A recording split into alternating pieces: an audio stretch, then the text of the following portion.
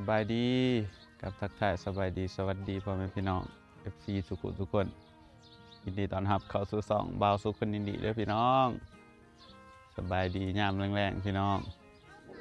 วันนี้บ่าวสุขสิเข้าไปในเมืองเนาะแต่งโตวพี่น้องอันบ่ายหาโมงแรกนะพี่น้องสิเข้าไปอันวันเกิดอ้ายบิ๊กใหญ่พี่น้อง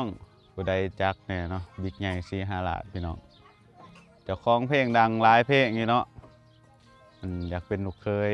รายการลายเนาะพี่น้องแต่ข้าวบาสุกเริ่มเฮ็ดคลิปใหม่ๆเนาะตอนส่วงนั้นเพลงทีมงานลูกเคยใส่หมองดังแห้งพี่น้องเลยมือนี้เป็นวันเกิดเพิ่นพี่น้องปกติแต่ละปีเฮาก็ไปสุปีเนาะปีนี้เพิ่นก็แซดมาว่ามาวันเกิดเลยมื้อแรกเฮาก็บ่ค่อยได้ถ่ายคลิปนำกันปานใดเนาะพี่น้องเพราะว่าบ่ค่อยได้เข้าไปลิ้นน้ำเล่าหนาส่วงนี่แต่ต่างคนต่างมีเวียกเนาะผู้ลังคนก็สิคิดว่าพวกเฮาผิดกันมาจากนั้นบ่ได้ไปถ่ายคลิปนำกันเด้ตะกี้ไปถ่ายคลิปนำกันตลอดก็คือแต่ละคนก็มีเวียกของไผของมันเนาะพี่น้องก็เลยบ่ค่อยได้ไปมาหาสู่กันนะมื้อนี้ไปวันเกิดครบรอบจักปีเพิ่นแหละเนาะก็บ่ฮู้คือกันสิเข้าไปพี่น้องจากบ้านบ่าวสุขไปบ้านเพิ่นประมาณ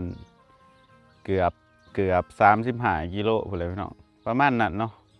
เพราะว่าจำกับเมืองปากเซ่เลยพี่น้องเดินทางเข้าไปคนเดียวเนาะถ่ายบรรยากาศอยู่บ้านให้เบิ่งคือเก่าเลยพี่น้อง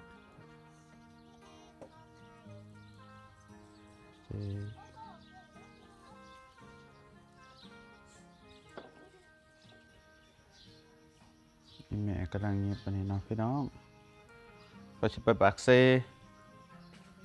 ยิบเอียง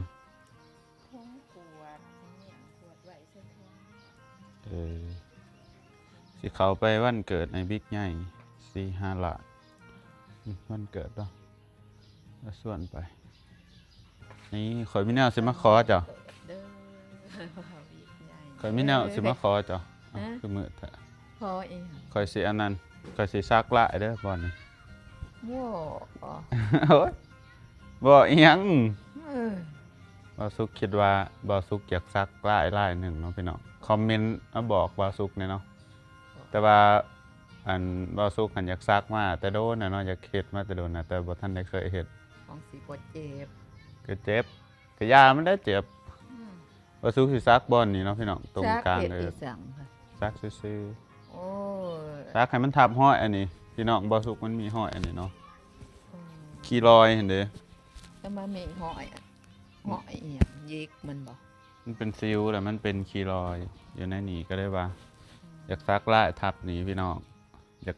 ซักลายหนึ่งเนาะเป็นลายกาเดี๋ยวสิขึ้นอันนี้ให้เบิ่งเนาะอยู่ตรงนี้ลายตัวนี้แหละที่บ่สุกอยากซักก็ได้สิมาบอกอีแม่ขอสิซักเด้อได้น้อยๆหรอกซักใส่นี่ซักตรงนี้สุดใจเลยฉันบ่เจ็บมาปานใดดอกซักละตอนยังน้อยเขาก็บ่มักคือกันเนาะพี่น้องคนซักลายแบบคิดตอนยังน้อยคิดว่าคนซักลายเป็นคนที่แบบว่าบ่ดีนะพี่น้องแบบว่าเป็นคนชั่วจังซี่นะตอนยังน้อยคิดว่าเนาะพอบัดใหญ่ขึ้นมาแล้วก็อันบ่เกี่ยวกันเนาะพี่น้องกับซักลายบางคนก็ซักพอดีพองามก็งามเนาะพี่น้องบางคนก็ซักหลายโพดก็บ่งามและแต่ว่าความงามก็ขึ้นกับแต่ละคนคือกันเนาะพี่น้องบ่คือก็คือส่วนบ่สุกสิซักในนี่หรอกจานจะบ่คือหั่นแหละเฮ้ยจานสิได้คือก็ยาแล้วอยู่ในอยู่ในพี่น้องบ่สุกบ่ซักออกมาข้างนอกสิลองไปซักเบิ่งลายทำอิฐในชีวิตเนาะสิเฮ็ดมาตั้งแต่ดนเลยตั้งแต่เคยคิดตั้งแต่ปี2 ปีก่อนผู้ใดว่าอยากซักลายจักลายหนึ่งที่มีความหมายเนาะซักลายที่มีความหมายต่อชีวิตตัวเองนี่แหละก็เลยคิดว่าสิเอาลายหยังดีก็เลยคิดได้ว่าสิเอาลายนี่แล้วพี่น้องผู้ใดคิดว่าจังไดบางคนก็อาจสิเห็นนำเห็นดีนำบางคนก็สิบ่เห็นดีเนาะแต่ว่าบ่สุกสิซักเด้อพี่น้องขออภัยหลายๆสำหรับคนที่อาจจะบ่มัก แต่ว่าสิซักอยู่ในนี่แหละอันนี้ก็บ่ค่อยเห็นดอกเนาะพี่น้องซักอยู่ในหน้าบอนนี้เด้ให้มันบ่เห็นขี้รอยพี่น้องพอได้บังเวลาแกะเสื้อเนาะ มันบ่ค่อยงามปานใดเนาะขี้รอยมันเป็นปูดมันเป็นโน่นอยู่พี่น้องในหน้าอกครับปะเดี๋ยวสิเข้าไปในเมืองกันพี่น้อง มันหนา ตะมิดมันเป็นสิวพี่น้องมันเป็นสิวแล้วก็ยิกสิวในนี่แหละแล้วก็มันก็เป็นขี้รอยขึ้นมาเนาะบ่หูคือกันตะกี้ไปยิกมันบ่หูว่าขี้รอยคืออีหยังซับ ไปสุขสันต์วันเกิดบ่าวเบ็ดเด้อดีๆแห้งๆด้วย สิค้างมาไว้ก็มันสิไปนำพี่หูมันไปรัดแต่พี่น้องมันหูว่าค่อยสิไปมาแม่มามันหูว่าค่อยสิไปพี่น้องมันไปยืนรัดฐาหนาน่ะคือจักเนาะว่าค่อยสิไปเห็นไหมแม่เบิ่งแหน่มาเห็นคนอื่นไปแค่แน่บ่สุกไปขอยอยากมันแล่นน้ำเลยมาพี่ลูฟี่มาสิผูกไว้นี่ไปวิทย์จังปล่อยมาเร็วมาเบื่ออ้อมานี่เร็ว ยังมา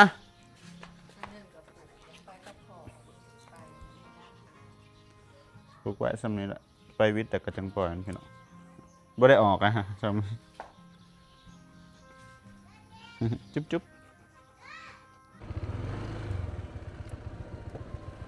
ไปพี่น้องเดินทางไปคือเก่าเดิมโอ้น้ำเซ่บกหลายเลยพี่น้องบรรยากาศย่ำแรกบรรยากาศดีครับมันได้โดนบกหลายเลยเด้อพี่น้องคนบ่ตกหลายมือเนาะสะพานเขาก็ใส่ได้โดนเติม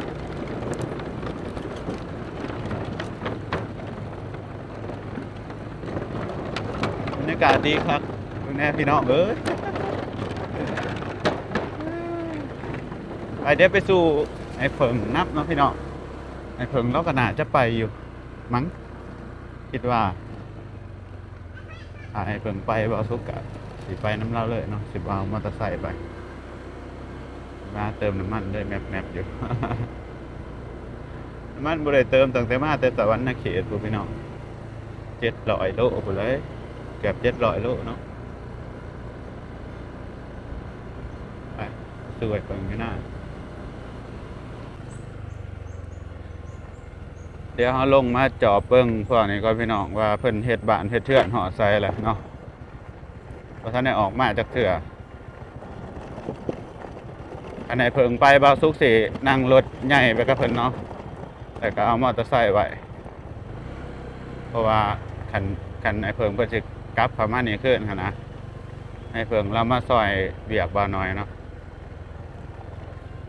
โครงการบ่าวน้อยนี่ไปหอดใส่ได้เด้เนาะ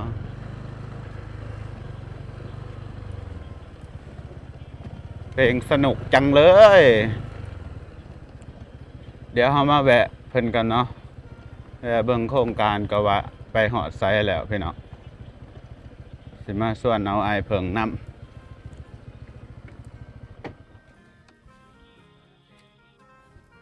ป่าที่ตัวโครงการห้องน้ำบ่าวน้อยเพิ่นหอดไซอยู่เนาะแบงสวัสดีโอ้จังได้หยังดูไซบ่มีคนให้อ่อนได้หมอนี่ป้า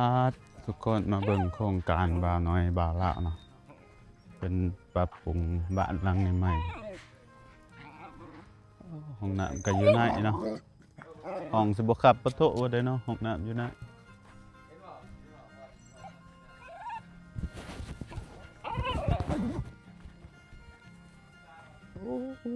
ว่าหากอยก็ไปปลาหลดไว้ผู้เอ้ย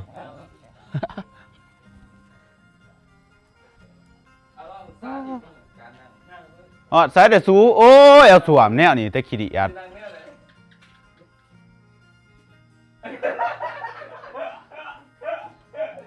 ก็นั่งเนี่ยเนาะนั่งเนี่ยเนาะ บ่มีแทงน้ำคือเอาสวมแนวนี่บ่มีแนวสีตูด นี่ดิแต่งหน้าสีไกด์ สิใส่แทงน้ำสุกเฮ็ด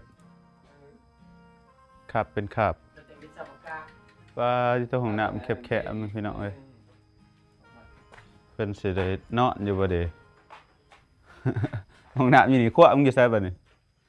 กล้วย ตาย ใช้กันซึมกันเมน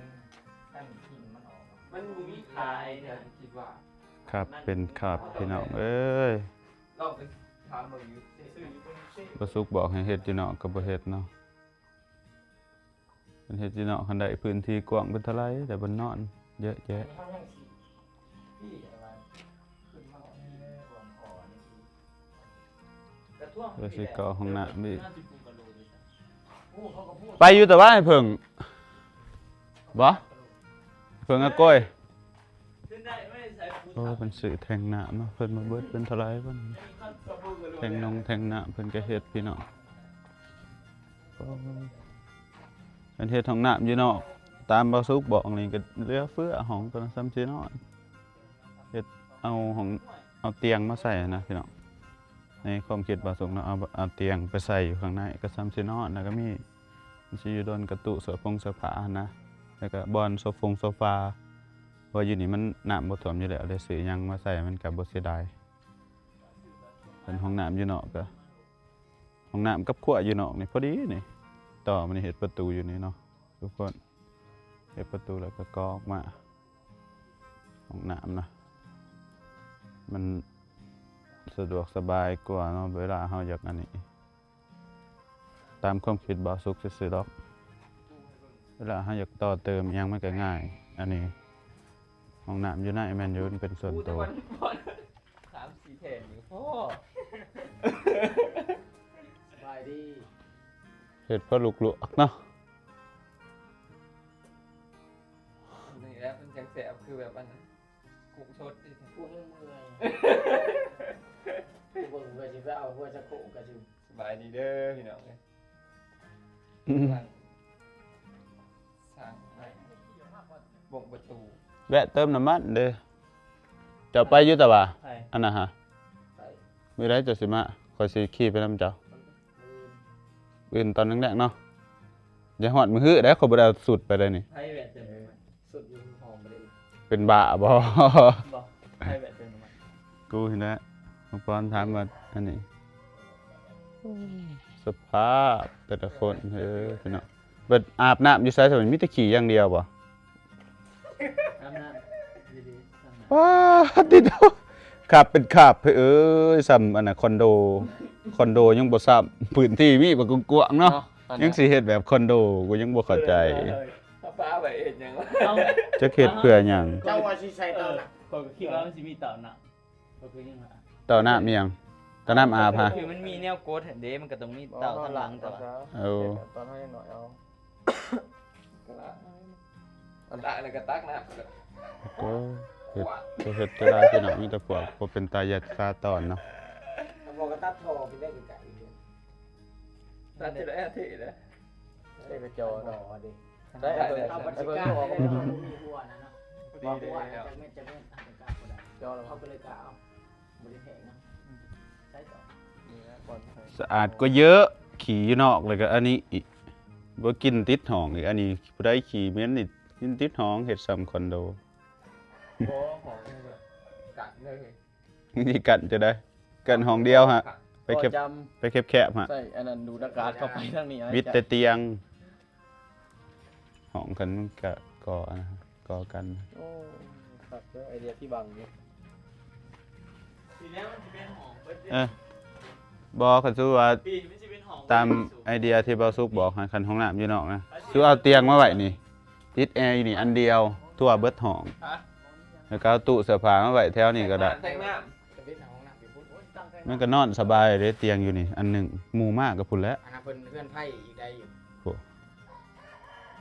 ข้างใน เฮ็ดซ้ำคอนโดซ้ำห้องเช่าโอ้พื้นที่บ่กว้างๆมันสิประหยัดเอียง ำเลยแบบ เดินแบบใดกูบ่เข้าใจพื้นที่เฮาเยอะแยะเขาเฮ็ดมีครบหันเขาบ่มีพื้นที่คนเขาเฮ็ดคอนโด มีที่นอนสบายนี่คือเบาสุกบอกฮะเอาแต่ที่นอนมาใส่อยู่นี่มันก็นอนซ้ำที่นอนได้เตียงบักใหญ่ๆตู้เสื้อผ้ามาใส่ติดแอร์อันหนึงทั่วเบิดห้องหมู่มากก็โอ้ให้เขาหลินบ่อึดพื้นที่คันเอาโทรทัศน์เอาโซฟามาใส่ยังงามแต่ว่าห้องบ่กว้าง อันนี้ก็ซ้ำเอาเจาะซ้ำเล่นให้หน่อยนะเฮ็ดขั่วเฮ็ดห้องน้ำใส่น้ำอันนี้คันเฮาเฮ็ดห้องน้ำอยู่นอกนี่เนาะพี่น้องมันก็ได้พื้นที่ตัวนั้นเด้เฮาบ่ต้องเอาเข้าไปแหย่หันนะตามความคิดบ่สุขคันหรอกเอาออกมาห้องน้ำก็เฮ็ดประตูเนาะแต่สิสมมุติว่าเฮาเกาะเฮือนไฟออกมาตรงนี้เนาะพี่น้องสมมุติว่าเนาะห้องน้ำอยู่แถวนี้ซะบัดนี้แล้วก็เฮ็ดเฮ็ดกินแถวนี้หั่นนะเฮ็ดครัวแบบอยู่ข้างนอกหั่นนะนี่เคาน์เตอร์แถวนี้ก็ยังดูแบบสะอาดกว่าเนาะยังดูเป็นตะม่วนกว่าแค่แนมก็เห็นภาพแล้วหั่นนะเพิ่นว่าอันนี้แต่ว่าเพิ่นบ่ได้อันนี้เนาะบ่เอาไอเดียที่เฮาออก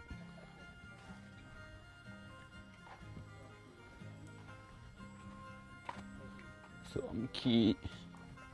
ถ้าจะเขาป่าขึ้นเก่า 4 จุดสูงเนาะทุกคน ไปแถวนี้ ไม้ไว้ นอนจะพากันนอนอยู่นี่แล้วเนาะนอนกองกันอยู่นี่เนาะพี่น้อง จอ เอ้ น ย นี้มันเต็มที่นอกกาบอ่ะอย่ามาขึ้นหามในตัวนี้นะมอง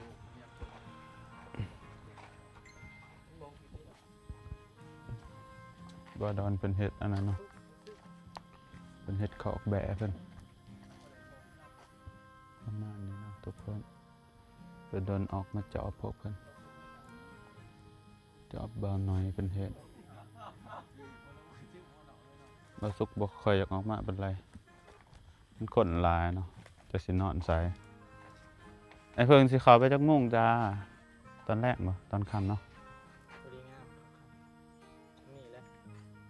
เปิดน้ำ จะบ่ได้อาบน้ำบ่ อาบไปเลย จะสิมาอาบอยู่ห้องพุโอ้ อาบที่นี่ก็ได้เลยกับมึง ไปบ่ดนเนาะหรือว่าไปจนทอดแจ้ง ไปประมาณ1 โมง เฮ้ยทุกคนวันนี้มาจอบบ่าน้อยเนาะจอบเพื่อนขั้วเพื่อนอันนี้เพิ่นเพื่อนในฝันเพิ่น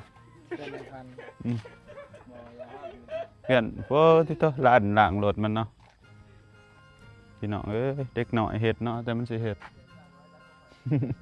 มันสิออกมาเป็นจังไดเนาะข้อยยังคิดบ่ออกพี่น้อง เฮ้ย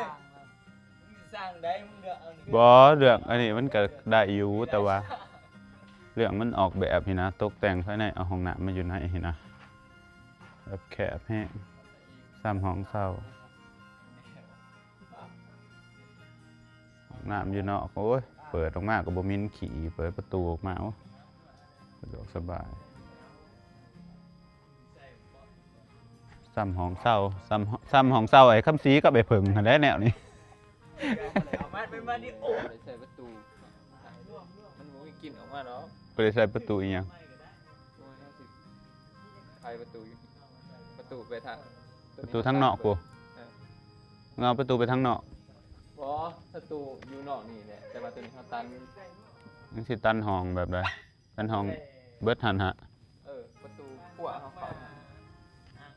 โอ้แบบน่ะห้องครัวกับห้องน้ำอยู่ห้องต่าง แม่ ตัวนี้เห็นตันแบบจังซี่เด้อ กับบริตันเบิร์ดแต่มีประตูอยู่นี่ มีประตูเข้าไปครัวน้ เออ ำ เช็คออกแบบจังใดกูบ่เข้าใจตรงนี้นะ นี่ประตูเขา กูเห็นอยู่ดอกแต่มันจักจังใดประตูมึงสิกั้นนี้กั้นเครื่องนี้กั้นเครื่องนี้เฮ็ดประตูเข้าไปขี้ไฟบนหัน กัดมาเยอะ เออ ตัวนี้ประตูเขาไปที่บ้านเป็นประตูของแม่ เอา มันโมมินดี โอ้ยมันเป็นยังหรอ มันบ่มีหรอกแต่ว่ามันได้พื้นที่น้อย นี่กับ2 3 เมตรปะ4 เมตรถูกไหม โอ้มันก็ได้ มันก็ได้ซ้ำห้องนึงหั่นแหละ น่า เออ กวงเติมยุ่ง เศร้าดิห่อ พอแต่เข้าแต่นอนซื่อๆนะ ได้อยู่ เดี๋ยวเอาตามเสา7-8 คนเอาตามเสาเนี่ย หมู่มากก็แย่คันเข้าอยู่นี่ บอส บางทีนอนก็ได้ ปลาแล้วเนาะเขาแหนบกัน มึงว่ามันบ่เปลืองค่ะมึงแฮงได้มีงบมาซื้อประตูอีก3อันพุ่นอีนี่อันหนึงทางนี้อันหนึงเข้าห้องน้ำอีกอันหนึงแล้วก็ออกไปข้างนอกอีกอันหนึง4อันประตูมึงสิเอาทั้งอันหรือว่าเอา3อัน